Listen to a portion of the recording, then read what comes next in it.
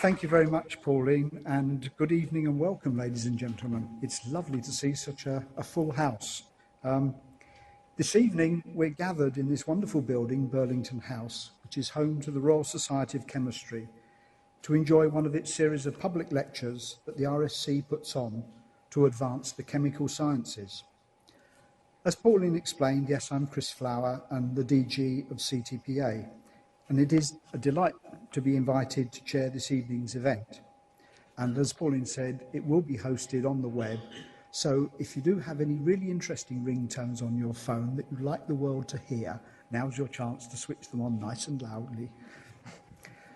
I studied biology, not chemistry, and as you've heard, I specialised in toxicology. But I feel that biology is chemistry brought to life. And in my role at CTPA, we try to bring to the public the science behind cosmetic products and to bring them to life. And we do this via media events and other activities, but also through a website called The Facts About. So if you'd like to know more about that, please see me afterwards over coffee. I do applaud anyone and any organisation that sets out to bring science to life in the way that the RSC does through this series of lectures, because I believe an understanding of science enriches everybody, no matter who they are or where their other interests might lie. And tonight, it's my great pleasure to introduce this evening's speaker, Professor Paul Matz. And if anybody can bring science to life, Paul can. Paul gained a BSc degree in microbiology at Cardiff in 1985 and followed that with his PhD in biochemistry in 1988, also at Cardiff. He joined Procter & Gamble in 1988 and has spent most of his career there in research and development, feeding into P&G's major skincare brands such as Olay, Max Factor, SK2 and others. His particular interests and expertise lay in bioengineering, measurements of the skin, of skin barrier function, of sun protection, and also the psychology of the perception of skin. As a consequence, his expertise and presentational skills mean that Paul is often a key speaker at national and international events, both in academia and in industry. He's a visiting professor to the UCL School of Pharmacy and to the London College of Fashion, and a fellow of both the Royal Society of Chemistry and the Royal Society of the Arts. And as if that didn't keep Paul busy enough, he admits to being a fanatical scuba diver and also an instructor for the British Sub-Aqua Club, and is also married with 3 children. But I do know that Paul is very involved with and very passionate about several projects in Africa related to skin diseases, their prevention and treatment using low-cost, sustainable materials. And this will be very much part of his presentation this evening under the title, Skin Health for All, Confronting the Silent Tragedy of Skin Disease. So please welcome Professor Paul Matz.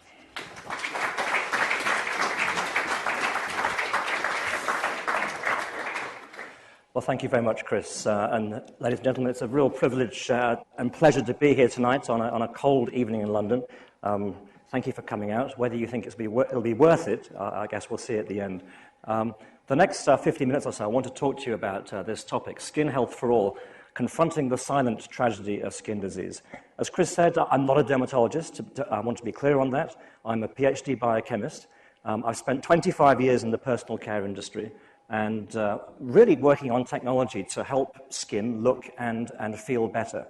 But it's my provocation to you tonight that essentially we can take many of the same simple, low-cost, sustainable technologies that we use in my industry and apply them in a different setting, namely the developing world, and rather than make skin look and feel better, it can actually help to save lives.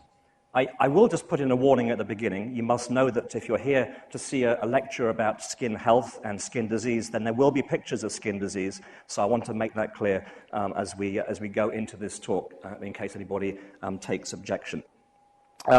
So let's get into this topic of skin disease. And after this lecture, you may well want to go and Google it and try and find out the prevalence and incidence.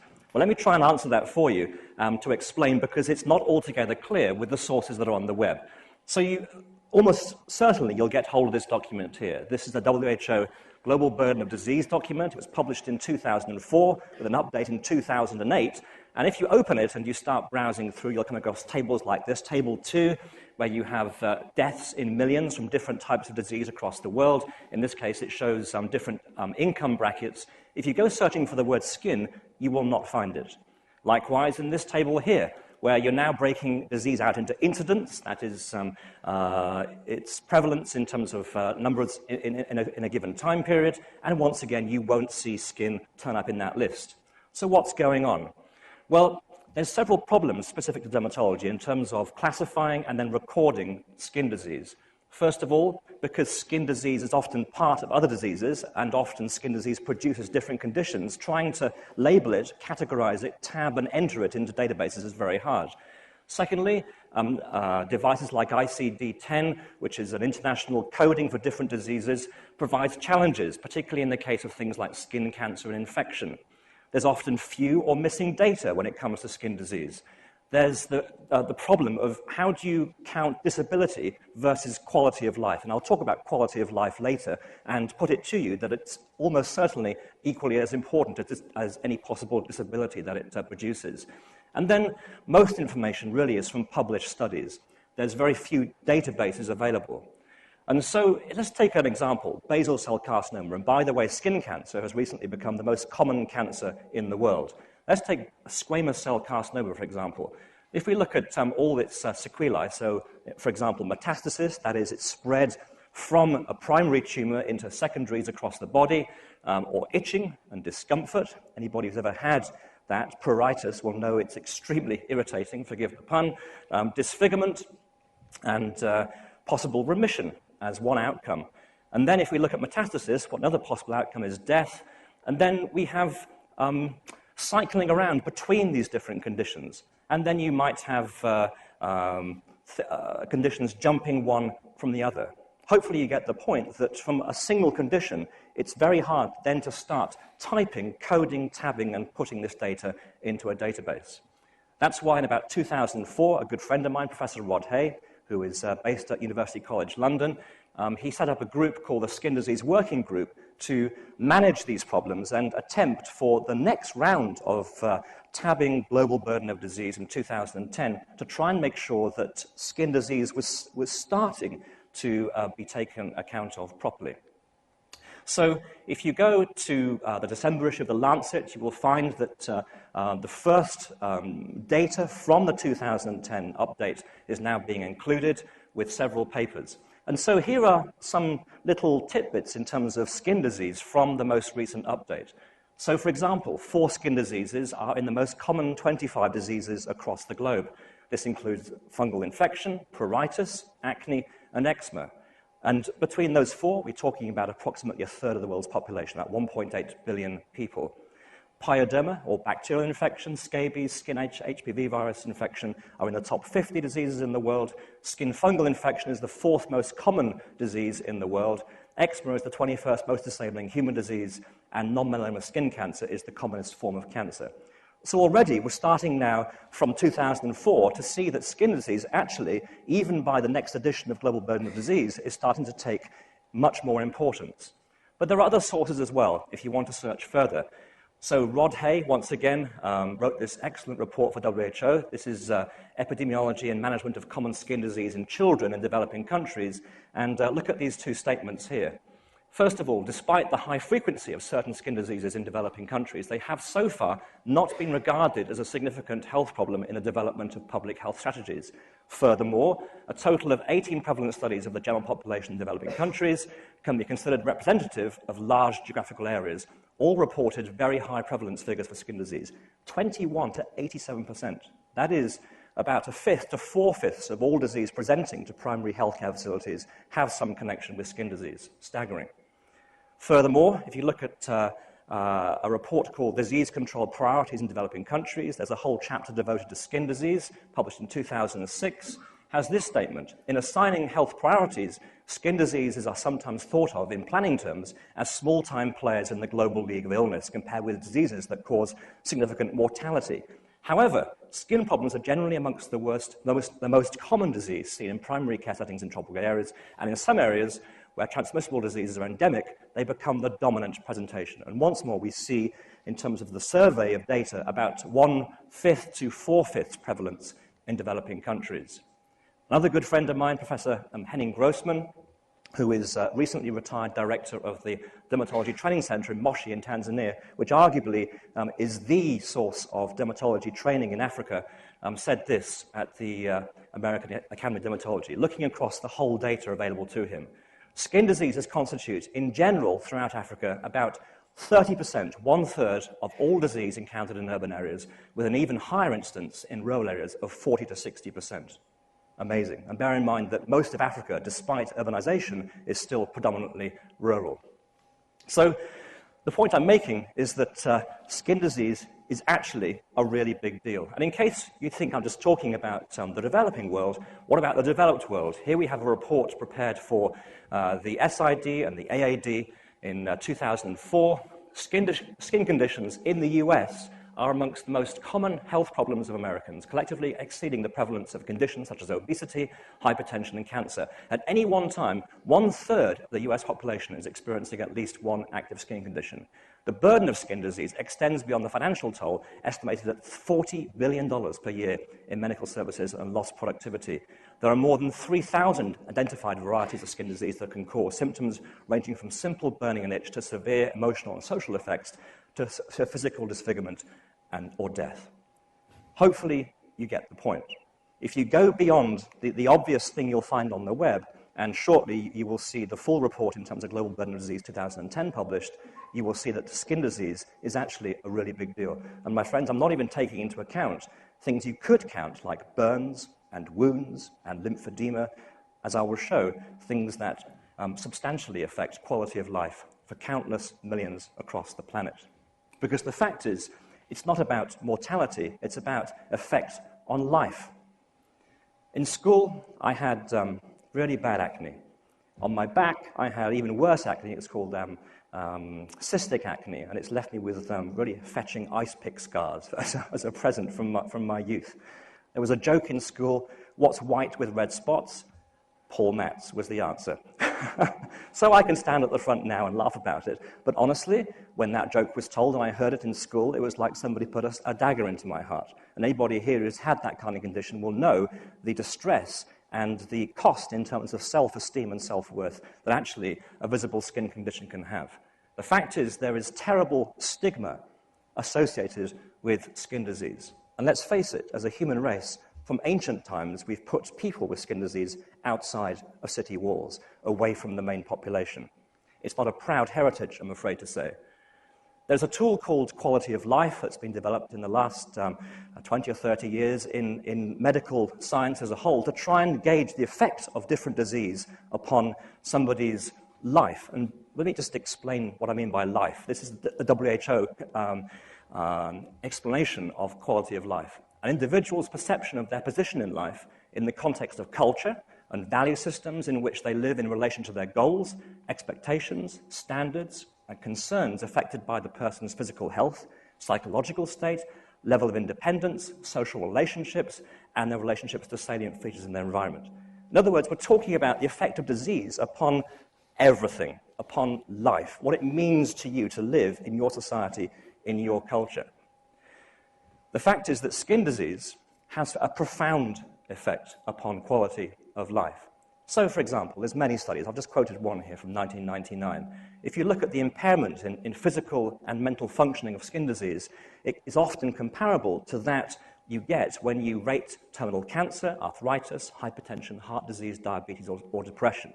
Certainly, there's many reports where you see the serious consequences of skin disease, effects on personal and social relationships, effects on employability, shame, embarrassment, crises of confidence, feelings of depression, and certainly higher rates of suicide. It gets even more sinister because of effects like this. This is a paper published in 1972. It's entitled What is Beautiful is Good, and it was very controversial in its time. It made all the headlines because it showed very clearly that whether we like it or not, in the first few hundred milliseconds when you meet somebody else, you look at their outward appearance and you make judgments certainly in terms of their apparent age, health, and attractiveness, but also you start making judgments instantly about their suitability as a father, as a mother, as an employer, as an employee, because there is some hard wiring up here that takes place. The last 7 or 8 years, I've had a collaboration that's actually still ongoing with Professor Bernhard Fink, University of Göttingen, Professor Karl Grammer at Vienna, who are both evolutionary psychologists.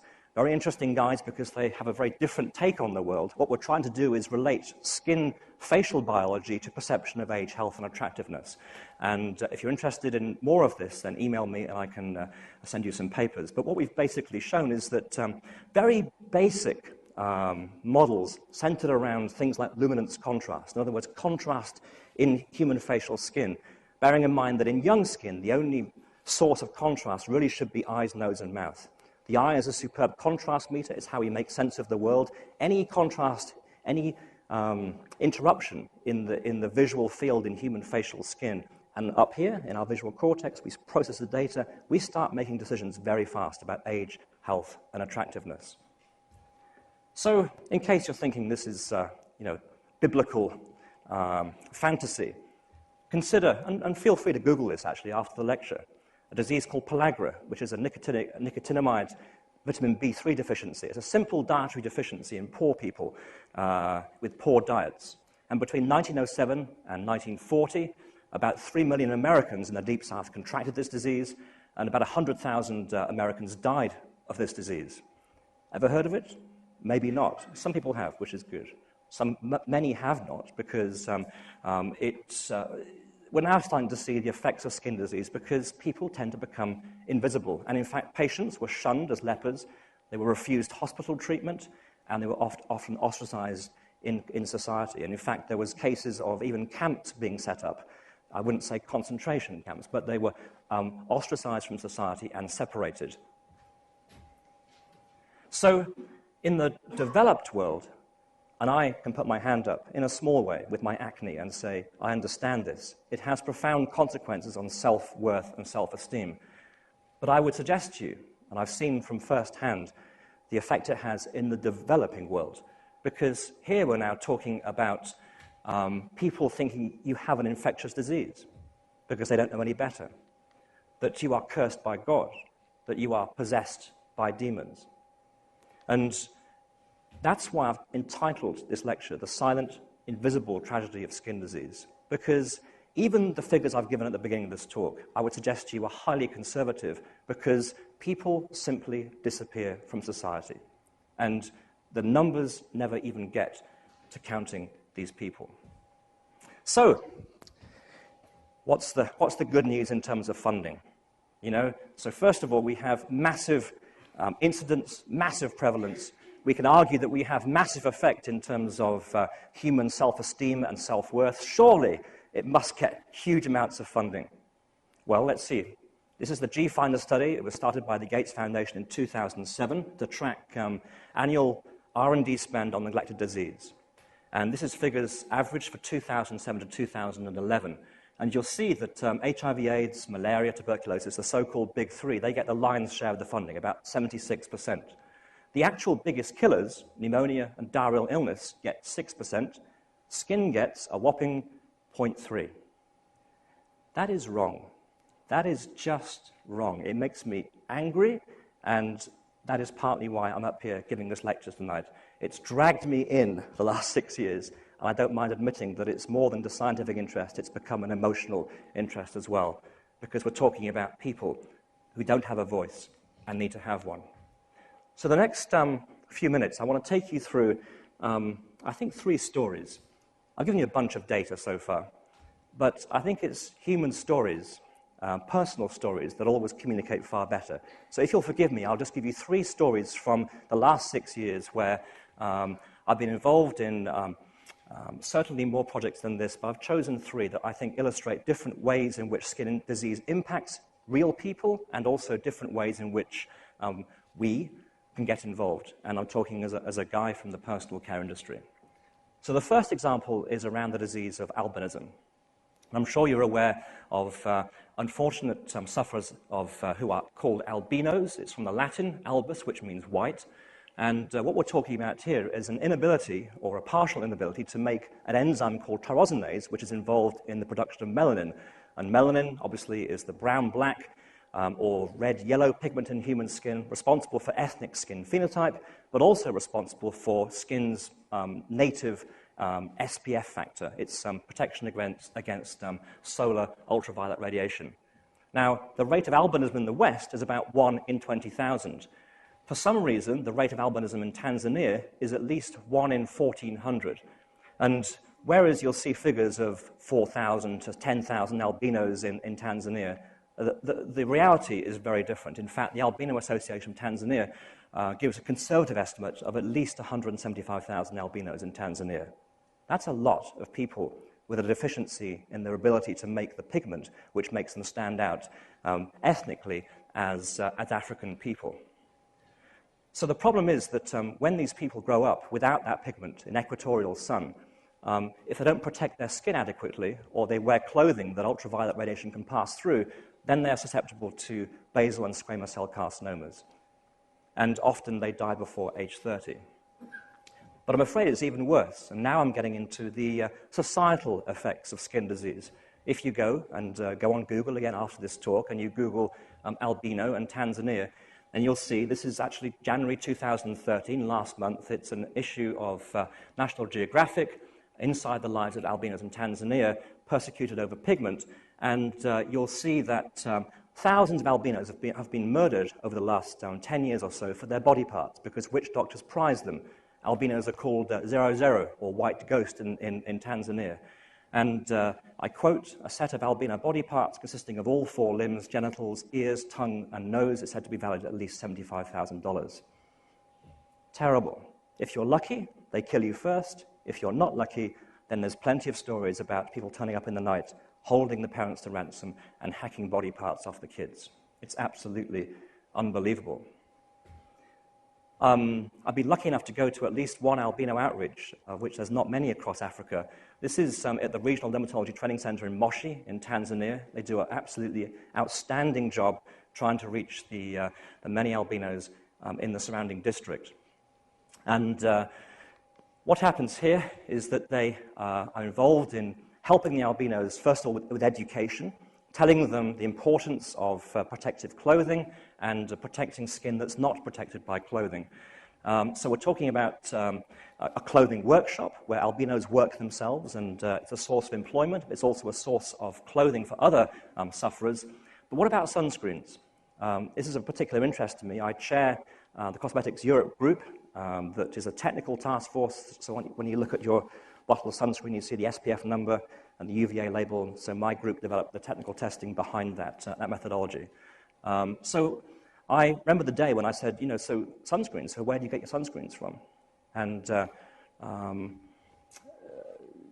he said, well, people like you. So I kind of looked at him blankly. So basically, what he was saying was that whenever people like me come along, he says, can I have your sunscreen, please? And so it was a hodgepodge collection of different brands and SPF values. They're trying to reach 175,000 people with a hodgepodge collection. I came back here really angry. And this is an example where I'm sure you can think of the same thing in your life, but you're simply in the right place at the right time, and you have the right connections and the right knowledge. And I phoned a contact in Boots Contract Manufacturing, and I explained the situation. He said, well, it's very strange that you called, because I have a batch of Sultan SPF 30 broad spectrum. It's slightly underfilled. I can't sell it to the public. I can't put it through the staff shop. It's shrink-wrapped. It's palletized. Do you want it? I said, hell yeah. So I suddenly had 8,000 bottles of sunscreen. It took me a few months to get it out there. I learned, actually, a few lessons about how not to ship to Africa, by the way, along the way. But they made it there, and they're still forming part of the first coherent supply of sunscreen to this albino outreach in Tanzania, and we plan to do many more of these shipments.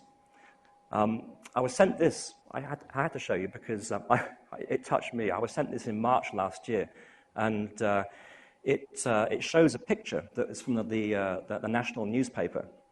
And what it shows is a guy called Salim Bawani, who is Africa's first elected albino politician. And the fact is, these are my sunscreens. He heard about what had happened in Moshi, and he said, I have to come down and give out these sunscreens personally. So what a fantastic thing, from a simple phone call, and suddenly you are raising awareness, and he's made it his mission to actually raise awareness of skin and other disease issues in Tanzania. So it's not about good old Paul. I'm just saying that knowledge and connections can sometimes be the key to the solution. Now, clearly, picking up a phone and asking for sunscreens is not a sustainable solution. So already the outreach there is using botanical sources as treatments. So, for example, they have an aloe vera garden, a huge field just full of aloe vera plants. You take the leaves, you snap bits off, and they make very good little lip balm. Fantastic, because the sap is full of active chemistry, topical antioxidant and anti-inflammatory compounds. That begs the question, can we do better than that? Can we actually have erythemal UV-absorbing botanical compounds from these types of plants as well? So that's something that is an ongoing piece of research. And then through my involvement with the College of Fashion, and by the way, as you can clearly see, I'm not a professor there because of my clothing. I teach on the cosmetic science degree course. But the link into the college means that we've now used this scenario as projects for design and art students and fashion students. And so we're looking at whether, in terms of the clothing, can we actually, rather than just take any old clothing, can we choose optimal weave and thread count to make sure that we have a sufficient block of erythemally effective UVR? And by the way, we don't want to draw attention to these people any more than necessary. Can we develop clothing that's culturally sensitive, even desirable to own and wear for these people? And then we have design students looking at fresh education campaigns to raise awareness of the fact that these are just people who lack pigment. They're not white ghosts. They're not 00. They're not people who deserve to have their body parts hacked off. So that's the first example. The next two examples I want to give you relate to really, really why we have skin in the first place. We live in a universe that's characterized by high entropy, by chaos, and increasing chaos, in fact.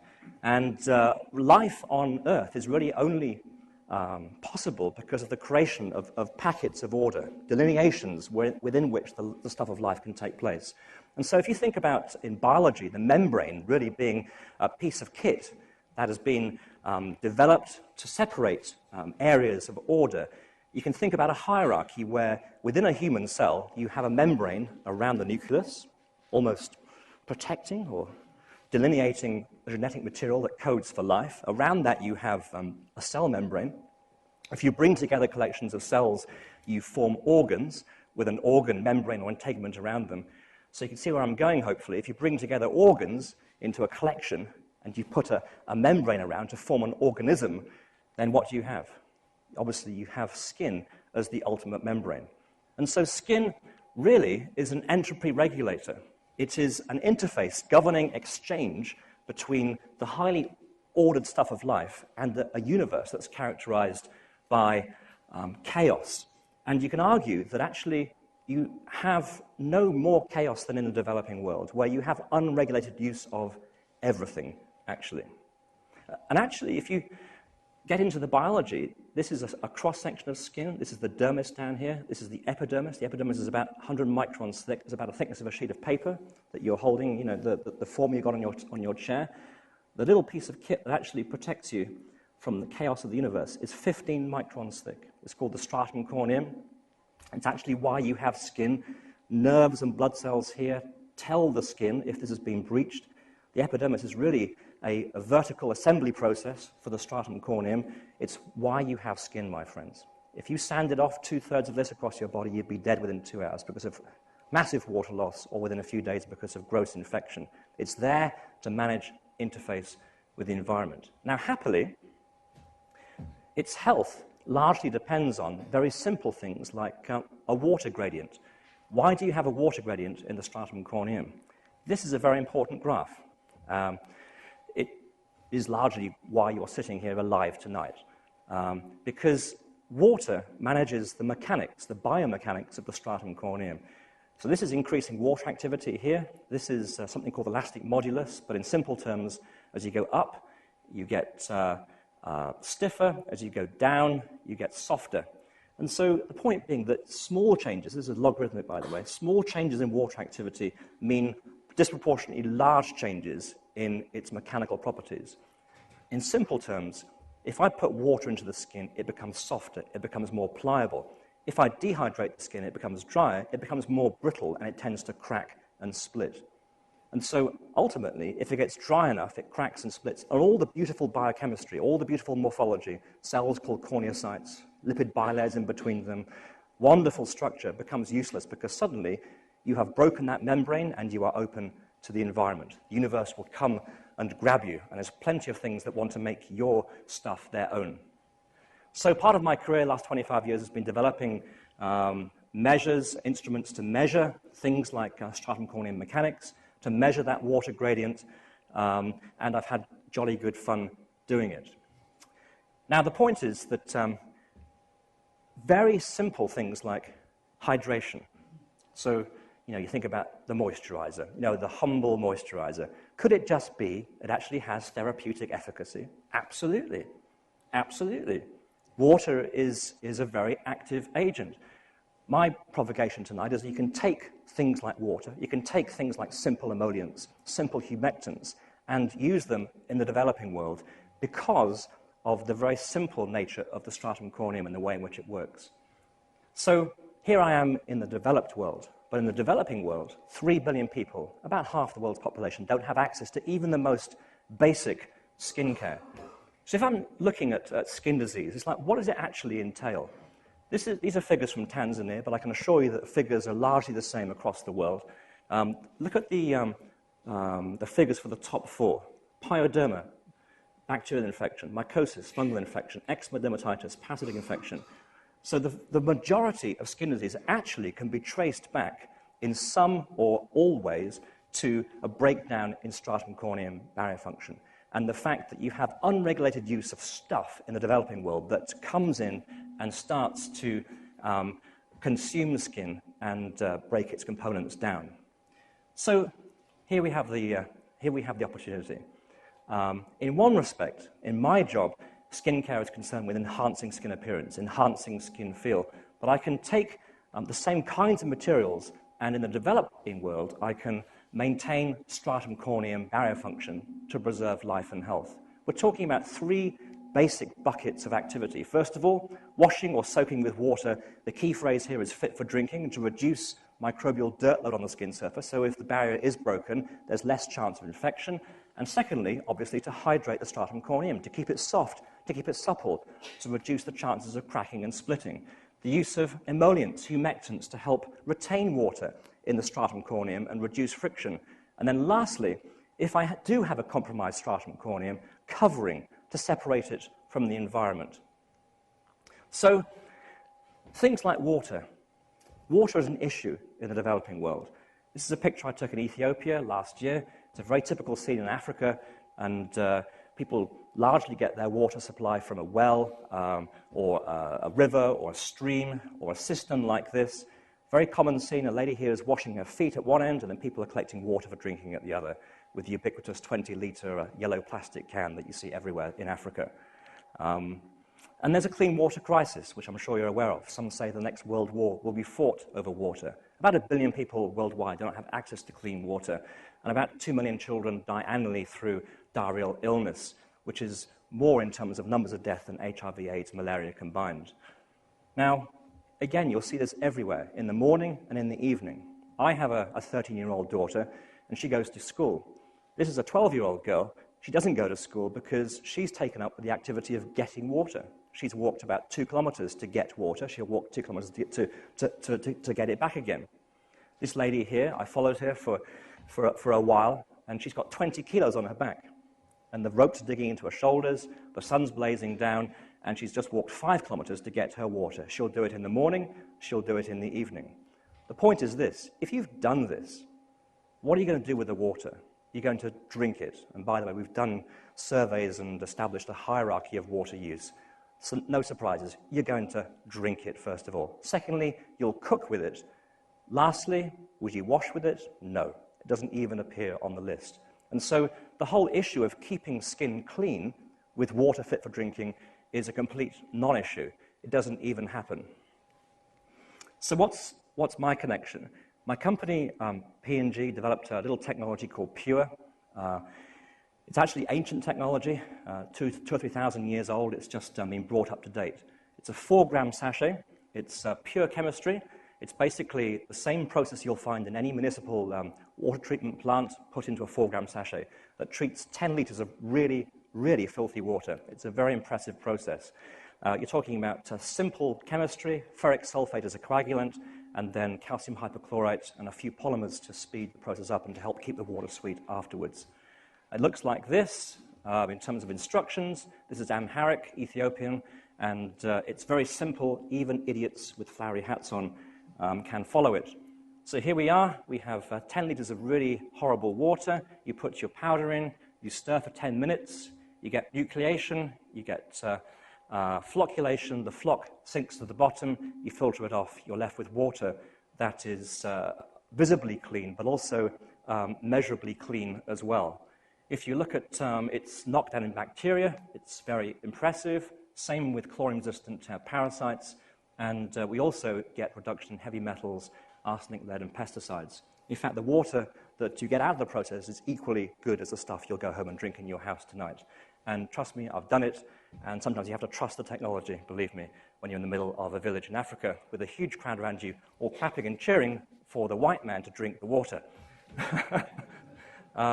We've worked with CDC in Atlanta and published many studies showing its effectiveness in reducing diarrheal illness and pneumonia and transmission.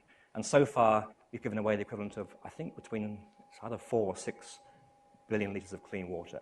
So it's a good thing we've done, and it's one of the nice things we've done as a company, and it's a not-for-profit project. So the point is, so if you want to go and find out more, then go and Google Children's Safe Drinking Water Campaign. But the point is, that's for drinking. I've mentioned this phrase, water fit for drinking for skincare. And so there's an opportunity here to take this kind of technology and in resource-poor environments to look at its utility as a means to treat water for skincare. Now, the opportunity came in 2010 with the publication of this Cochrane review. Cochrane reviews are gold standard medical reviews. Could be on bowel cancer or ischemic heart disease. This one's on water for wound cleansing. And this is the banner statement in the abstract. The reviewers concluded that where tap water is of high quality, that is drinkable, it may be as good as other methods such as sterile water or saline water and more cost-effective. Bingo. We have an official remit to go and look at technologies to clean water, to look at their utility in skincare. Jill, I'm embarrassing you now because Jill's actually sitting in the front row tonight. Professor Terence Ryan put me in contact with Jill Brooks, who has recently retired as a tissue viability specialist for Oxfordshire NHS Trust. Basically, we commissioned Jill to go out to Africa for us to take on a small study at Kamuli Mission Hospital in eastern Uganda. The fact is they have a bore well, but it's become contaminated, and they subsequently developed relatively high infection rates on ward. So every day, the water made up pure. Here he is stirring the bucket, and he's now filtering it. And there we have 10 liters of lovely clean water, which was bottled and then taken out to the different wards. I don't want to really go into all the details, but suffice to say that really, this water was used throughout the hospital, in the birthing ward, in inpatients, outpatients, in surgery, on deep wounds, all sorts of different skin conditions.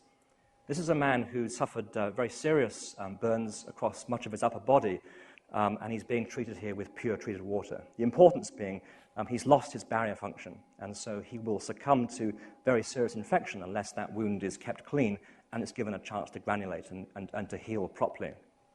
The results, again, without going into too much detail, the details of the big picture is this: wounds that arrived clean, they remained clean, enabling them to heal better.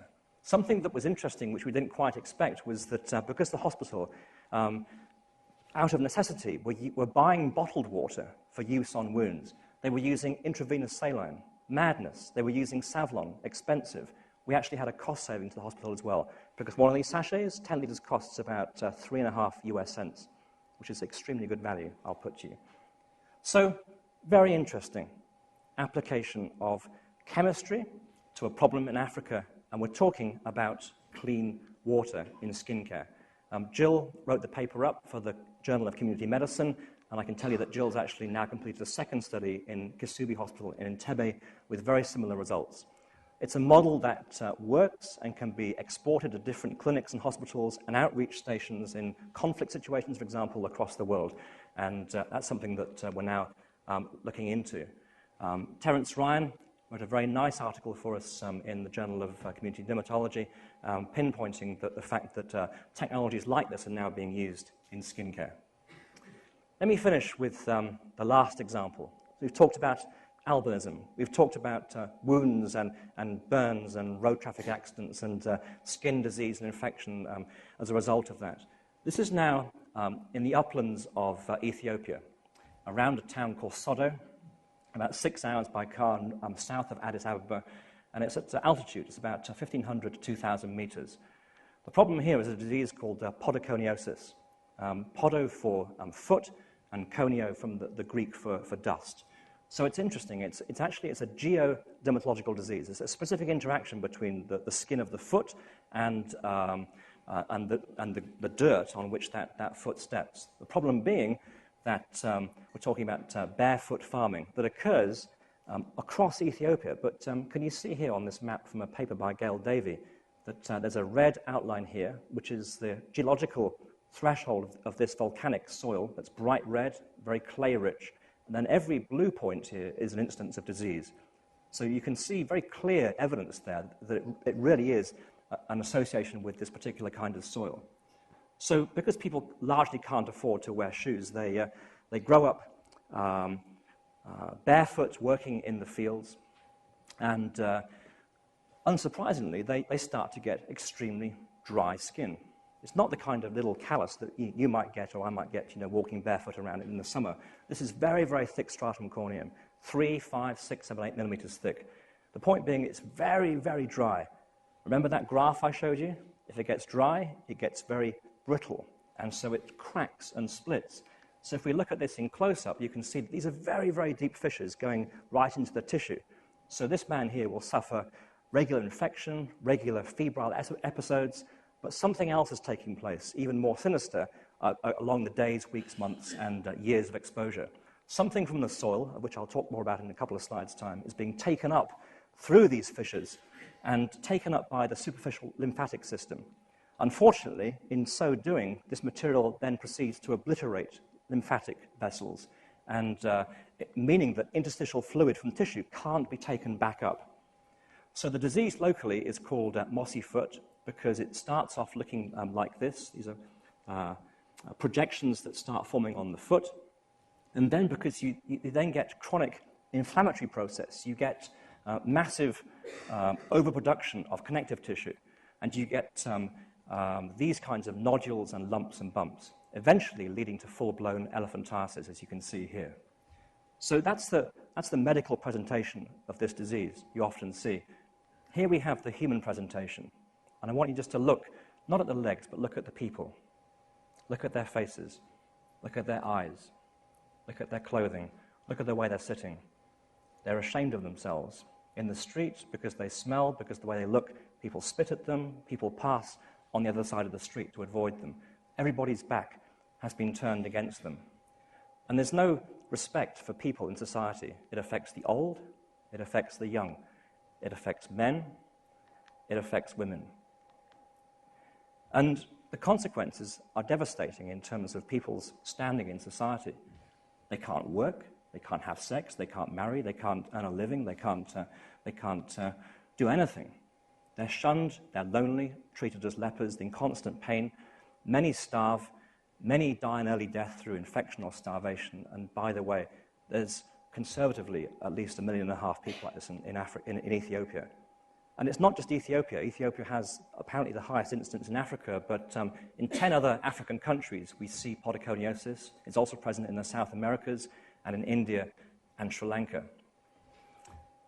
Now, again, because we're essentially talking about the entry of material through a broken stratum corneum, the implication is if you can mend that stratum corneum, it actually is a large part of the journey back to health. And so get kids in shoes is one of the main ways we are trying to help eradicate this disease in Ethiopia, but also put people with the disease in shoes. And then both with kids and with people with the disease, teach them how to wash their feet, how to take care of their skin, how to moisturize the feet of their skin. I mean, isn't it crazy? It's as simple as this. Once again, large quantities of clean water are hard to come by, and once again, we're looking at the utility of things like Pure in helping us. So let me spend the last just 5 minutes talking about something which, again, unashamedly has grabbed me here, and not just up here. So in March last year, I helped this man, Zelal Mwethos, set up a new NGO in South Ethiopia called Action on Podoconiosis Association. I'd be delighted if you take a look, actiononpodo.com, with the aim to treat about 38,000 people over the course of 3 years using very low-cost sustainable materials. I had to show you this picture because it arrived this morning. This is our first shoe workshop. I have to say, I actually sat and cried over my laptop this morning. This is a big step because it means that we can now supply custom shoes. I mean, how do you get a shoe to fit a foot that's this size?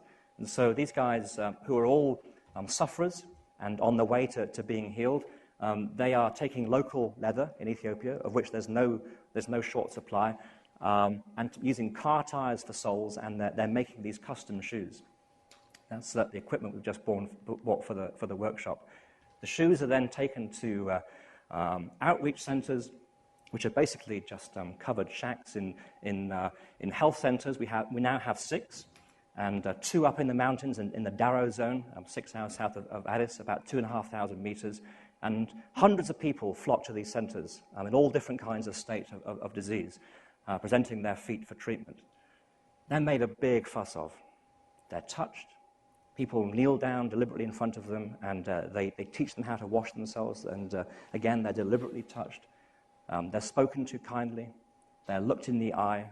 And bear in mind, it's not just a physical condition. I mean, these are people that are hurting inside, and so this is as much part of the treatment as anything else. Very simple treatment. We're talking about soaking in water, fit for drinking, a little bit of bleach added at the moment to help keep down microbial load, the local soap to help remove the dirt, and then lastly, a little twisty of petrolatum to take home with them, as you see here, to use back in their village. They spend a few days being taught how to wash their own feet, and a large part of it is also encouragement and mentoring. So this lady here, she's a former sufferer. You'll see she's wearing feet. This lady here, underneath her skirt, has a podo foot. But she's basically saying, she says, look at me. I'm wearing shoes.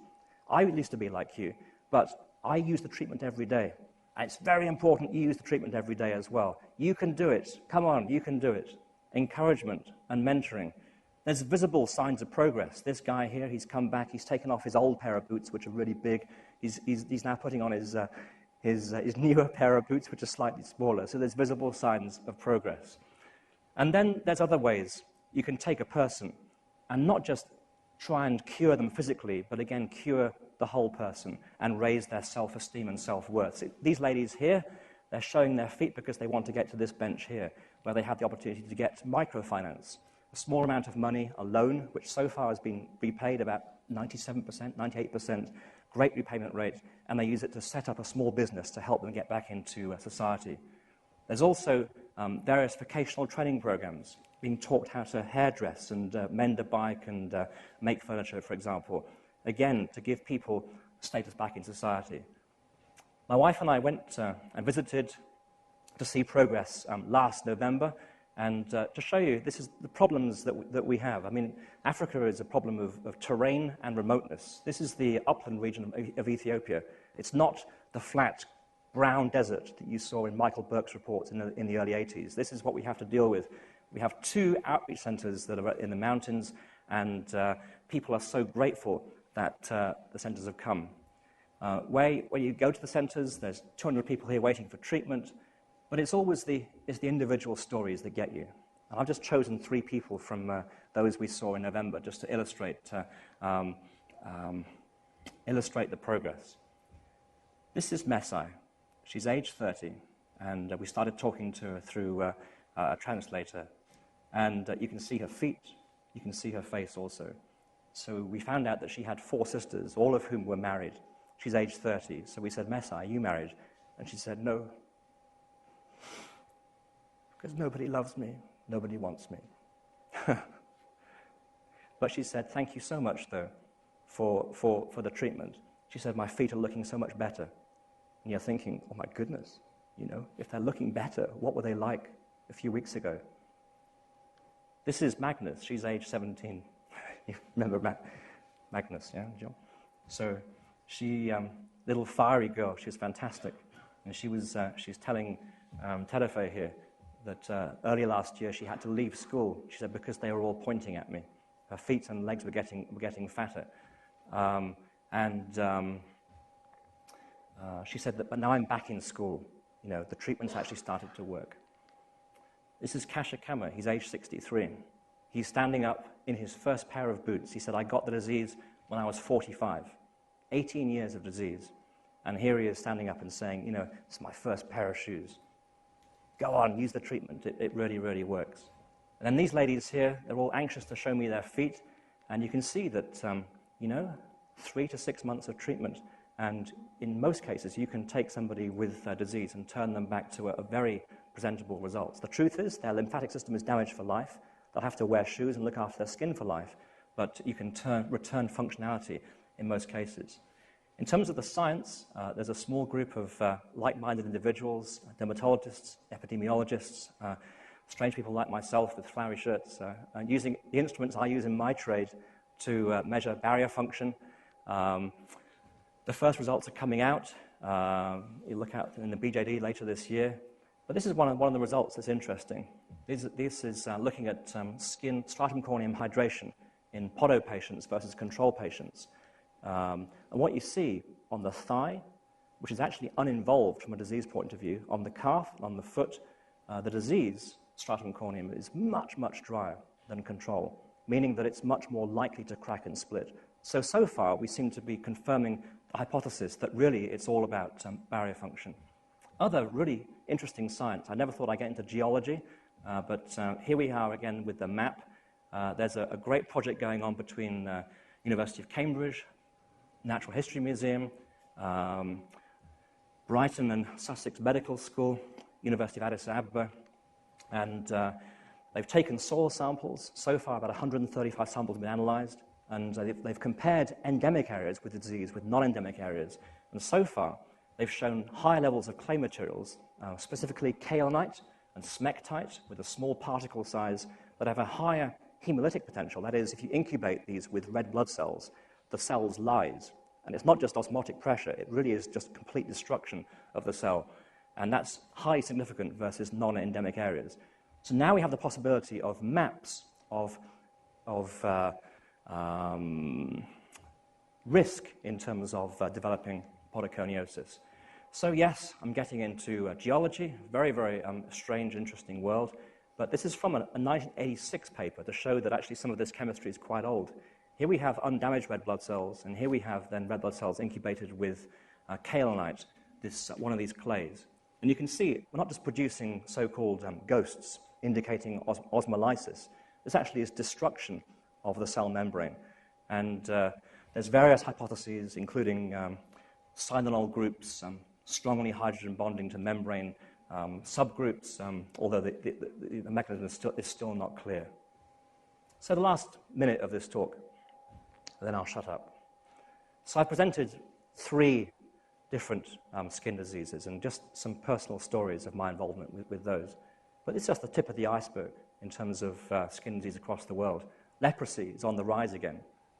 And lepers' body parts, contrary to popular belief, do not fall off because of the disease. It's a disease of the myelin sheath, and they can't feel their skin anymore.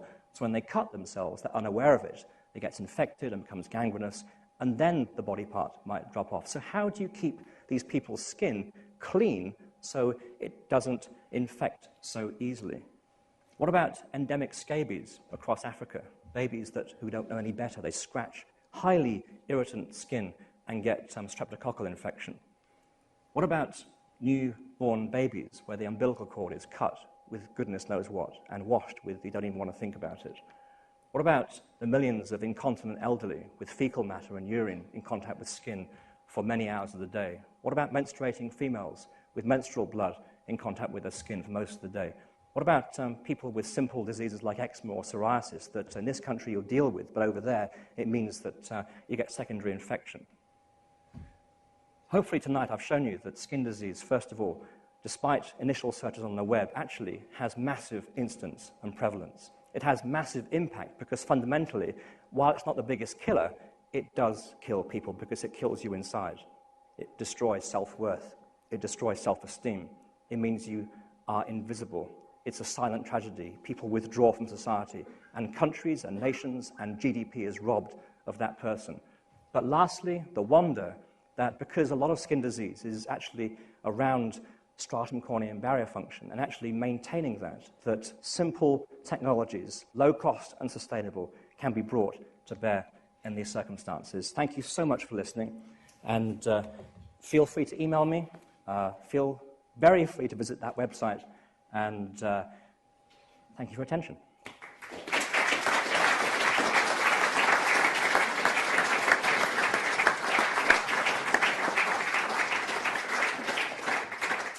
Well, thank you very. I mean, what can you say after a presentation like that? A real eye-opener, I think. Here we are in a country where we take this stuff for granted. We don't realise its value, and yet it could be very cheap to provide it much more freely elsewhere. And yet we spend huge amounts of money somehow abroad,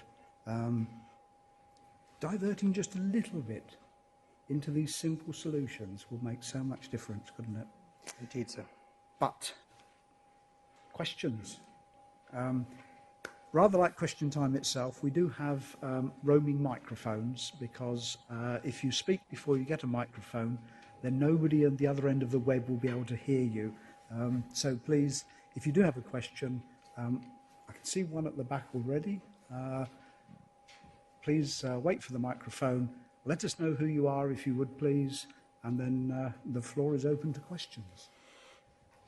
Hello, I'm Gowan Moody. With regards to albinism, could GM potentially be a solution, as most people think of it with quite a bad stigma? You know, most people see it as responsible for a lot of diseases. Recently with the Seralini dispute, you know, people think, oh, GM, it's not going to do anything, but potentially could GM perhaps create plants which have UV-resistant properties in their gels, perhaps, or inside their internal components, which could be used to be extracted and be used for treating these people? Wow, what a cool question. So I take it by GM you mean genetically modified Yes. species. I suppose the absolute answer is yes. I suppose the real question is, should you? And that's more of a philosophical or ethical question. But you make a good point that we have the ability now to manipulate genomes to make actually any protein that we want to. So potentially you could select a particularly active molecule and then get something to make that particular protein.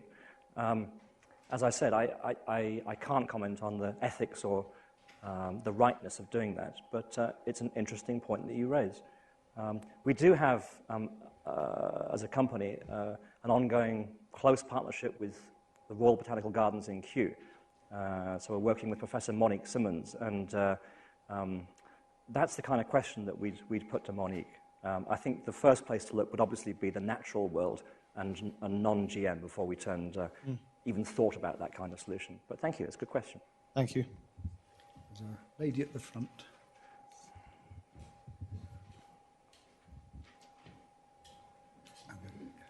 Eileen Morrison.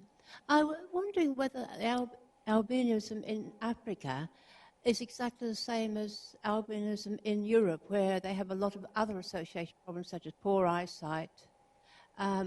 Or is it, It's different? It's the same basic disease. So melanin is also present in the eye. It's also present in the hair, and that's why sometimes you see presentation in terms of white skin, pink eyes, and sometimes your yellow ginger hair. So it's an inability to make tyrosinase, which is the enzyme involved in melanin production. The gentleman in front, yes. But I guess that in the case of Europeans with white skin, losing a small amount of pigment is not as devastating as having African features and losing pigment, which is really a large part of your ethnic makeup. So the discontinuity in appearance versus your colleagues around you is much more severe. Although the same sun sensitivity applies to people in this country who lose their melanin pigment.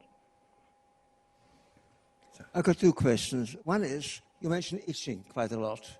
I saw somewhere recently that somebody discovered that one used to think that itching was the same as a pain nervous system. Somebody recently discovered a particular itching cell circuit. Is it correct? And the second question is, about 50 years ago, dimethyl sulfoxide was touted as a wonder solvent, and people talked about using that to get medical application through the skin. We used that in my laboratory for a chemical reaction. We had an explosion, and we got some interesting paper into Nature, but it didn't solve the reaction. Has it ever been used as a way of getting medication into the system? Okay, so the first question was about itch. I'm not an itch expert, but I do know that in recent years whereas it was previously thought that nerve fibers ended just below the dermal epidermal junction, there's now a set of epidermal nerve fibers been found that are called C-afferent fibers, and they actually extend all the way up into the epidermis, almost certainly involved in itch. Almost certainly there's mechanical transduction. In other words, these fibers are interacting with the stratum corneum in some way, so that when it contracts and stretches and you itch and scratch, then you get a certain amount of relief. In terms of the second question, DMSO, there has been work done largely in recent times in animal models, not in my company, I should hasten to add. And it's a very effective skin penetrant, as you point out. Unfortunately, in so doing, it disrupts the lipid bilayer structure in between corneocytes, which are the cells in the stratum corneum. And it's not a particularly reversible phenomenon. So we don't tend to favor that kind of approach. There are these days many groups looking at enhancing dermal penetration. I mean, let's face it, there's a whole industry out there that sees the stratum corneum as a nuisance because it gets in the way of the bloodstream. So if you're interested in delivering fentanyl, nicotine, insulin across the skin, then clearly the stratum corneum, which is designed by nature to keep stuff out, you have to get through that in some way. And so there are a number of materials that can aid transdermal penetration. There's also newer techniques. Would you believe microneedles, little tiny, so 50 to 100 micron length needles that puncture the stratum corneum, providing a shunt route directly through it. It's not a bad injury. It tends to close up afterwards pretty quickly. So there's a whole industry out there interested in getting things across the skin.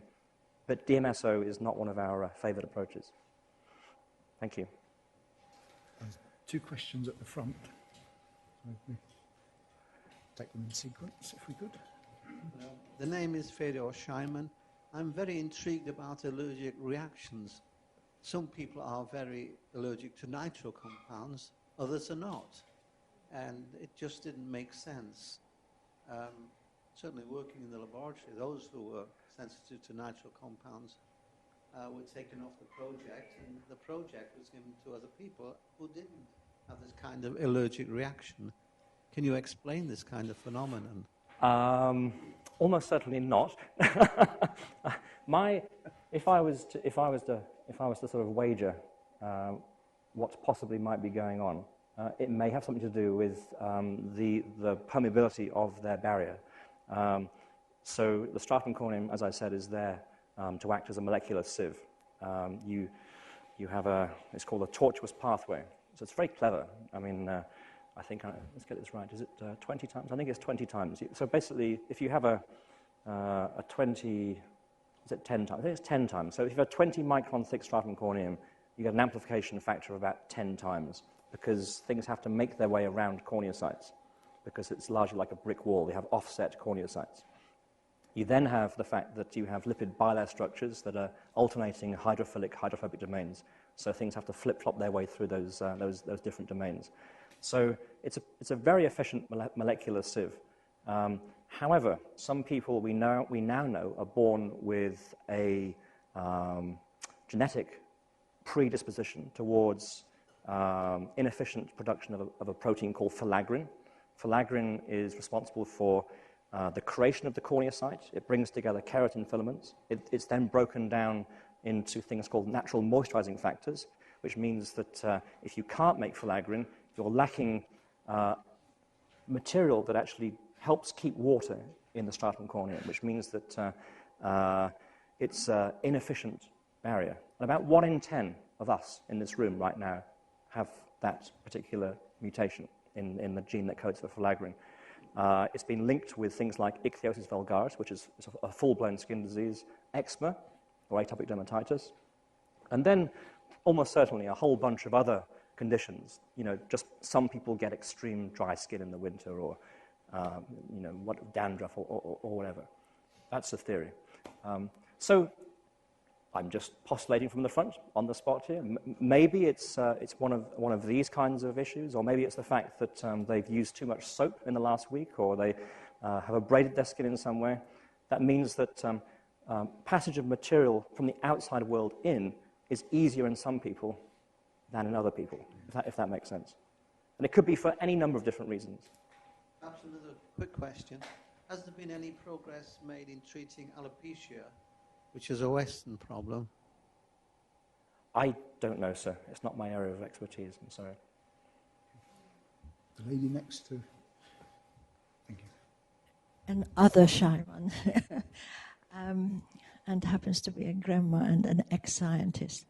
Well, retired anyway. I just want to ask a question regarding sunscreens. Okay. Because my grandchildren and their parents sort of apply this in great quantities when we ever see the sun, which is not all that often. But obviously you have this problem in African countries and so on, and you dish it out quite purposefully and usefully. But on the other hand, we have a problem that vitamin D deficiency. And I just wonder, excessive use of all this, other than some of these sunscreens causing perhaps some reason and other eczemas and other effect, as you probably described, we all have different background, genetic background in that sense. Yes. So how we keep a normal balance that have a bit of sun, vitamin D, no rickets, and protecting our skin. Okay, well, this is a question that I've answered more than once, unsurprisingly. So this is the ongoing discussion around the same wavelengths that promote skin cancer and also promote so-called photoaging. In other words, premature aging, or really most of what we think of as aging is actually photoaging, exposure to sun. If you don't believe me, then look at the difference between the inside of your forearm and the outside. You're born with the same skin all the way around. It's just the effect of sun on the outside greater than the inside.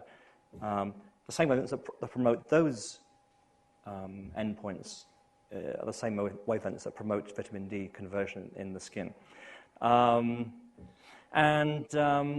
Happily, the question's been answered for me by the American Academy of Dermatology, who came to one of their rare consensus opinions about 2 years ago. And in their considered opinion, they say this: basically, this is we being them, we can recommend no safe level of exposure to UV. What we can recommend is that you eat well, and by inference, if you're a parent, make sure your kids eat well, and if you're young, if you're a child, or if you're infirm or elderly, then you might want to take a supplement as well. And I think that's very sensible advice, particularly for people who live in northern latitudes like us. It puts the onus back on the consumer to ensure that they have a decent vitamin D dosage and not rely in any way on the sun for it. And I think that's... Yes, absolutely. Oily fish, many sources you can ingest vitamin D. So it's not just sun, no. So I think it's sensible advice, and it actually diffuses the whole issue. There's a lady halfway down on this side. Okay. If we take those two questions, and I think there was one hand at the back, so if we take those three, I think that'll probably bring us up to the time that we must finish.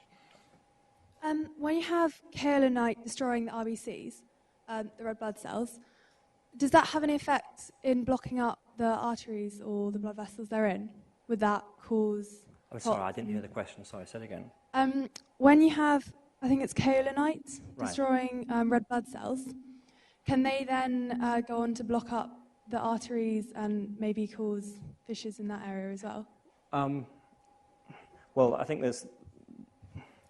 You have to have exposure first of all, so you have to get that clay into the bloodstream. So I suggest that's actually pretty hard.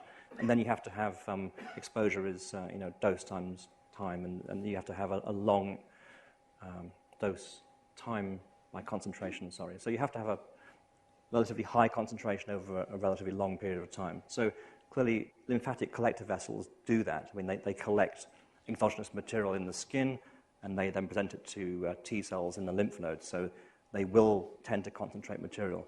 So I don't think it's an issue, no. Okay. There was a lady at the front. And then... my name's Sue Gooders. In a lot of the arid and very hot areas of the world, native peoples seem to clean their bodies with oil. And I just wondered how efficacious that is, and whether some oils are more helpful than others in keeping the skin supple. Interesting question. Oil does not have the same effect as water. Water is really needed to... water actually is the only endogenous material in the skin that plasticizes the stratum corneum and keeps it... Sorry? Endogenous means just it's of the skin. So you need water to plasticize and keep soft the stratum corneum. Oil really only reduces friction at the surface and then may have a slight occlusive effect, which means that any water that's coming up through the stratum corneum, it's called transepidermal water loss, tends to get stopped slightly, so you get a slight build-up at the surface. In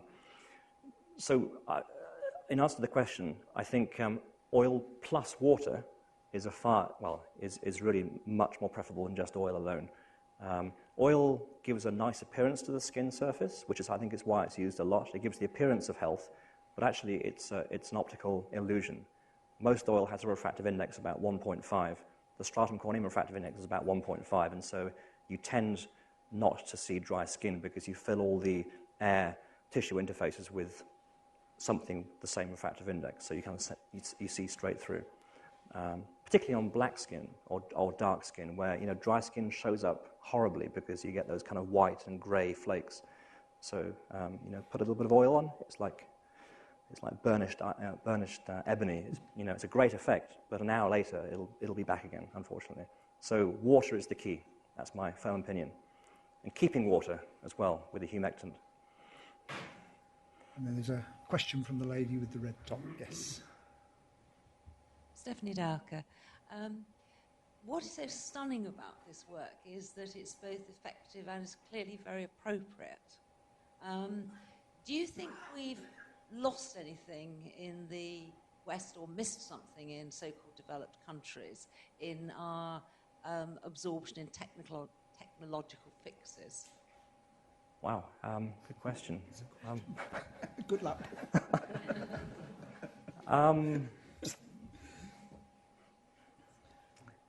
I don't think so. I think, and certainly the things I'm working on, although you might think he would say that, but this is my opinion. The things I'm working on represent the state of the art.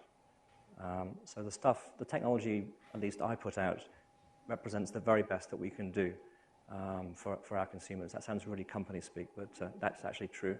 But again, we're taking aspects of that technology and then applying it into the developing world in an ultimately simple, low-cost way. Okay. Well, thank you once again, Paul. Are there any last-minute questions or announcements that you have to make?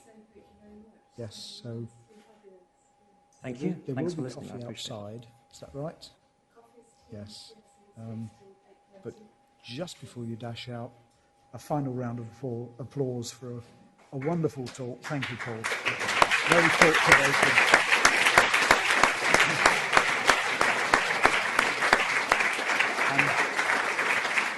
We will be around for a few more minutes, so if anybody has any last-minute questions or wants to buttonhole either of us, we will be around. But thank you all for your kind attention. That's really good. Really good. Yeah. Yet again, I mean, it's such a... May I address a question to both of you? My wife and I are both scientists, and both our children are going into medical professions. I'm potentially very interested in what you're doing, and I would appreciate material. Yes, absolutely. It's my credential, but this is what I'm living. I'm retired, so to speak, but I'm still working. But I question to both of you. There seems to be an awful lot to do still in dermatology. And my wife is the witness. We were in China. She had acupuncture for a damaged knee.